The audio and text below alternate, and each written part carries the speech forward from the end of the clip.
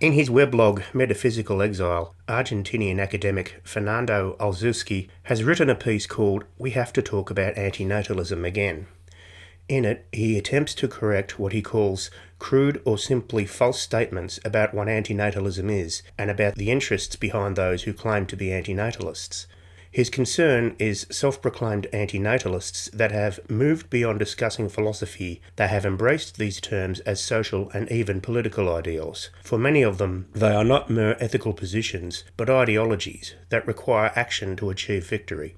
He mentions Piffleism specifically, pointing out how it claims to be an extension of antinatalism to non-humans, but of course corrects this by pointing out that Schopenhauer, Cabrera, Benatar, Sharon, Zapffe, and several other thinkers who support the philosophy of antinatalism never ignored animal suffering. The focus on humans exists only for practical reasons, and because humans are the only sentient beings to engage in philosophy.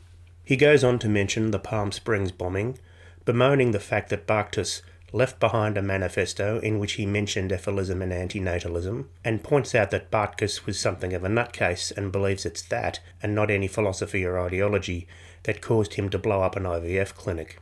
Olszewski is a smart chap and admits that his attempt to set the record straight on what antinatalism is and isn't going to achieve much. He writes, "Not that I think that I will change anything, whether I write in Portuguese or English about this, but I feel the need to get some things out there and to try to put things in order, even though I will certainly fail miserably." It's just that, as he admits, he's personally invested. But my interest in philosophical pessimism goes beyond intellectual and academic interest. There is a personal interest here. I am more involved with the object because it relates to the way I see the world, life, existence. So much so that, except for scientific and historical facts, my blog, Metaphysical Exile, has never intended to bring a supposedly impartial or merely educational view of philosophy. It's a bit sad to see someone who's devoted his life to ethical positions that are important to him see those very positions being brought into disrepute by idiots. And I know he's not the only one.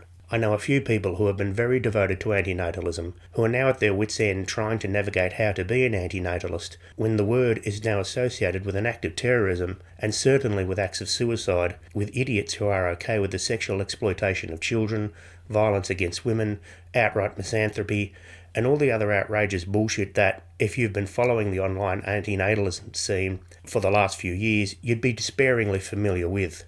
To separate antinatalism from all this bullshit is a lost cause. When the Palm Springs bombing happened, it made headlines all over the world. Literally millions of people would have been introduced to the very idea of antinatalism through this crime. And anyone curious enough to look further would encounter the online antinatalist scene with its moronic elitists, pseudo-intellectuals, anti-intellectuals, whinging, moaning, sad sacks, and everything else that makes the scene what it is.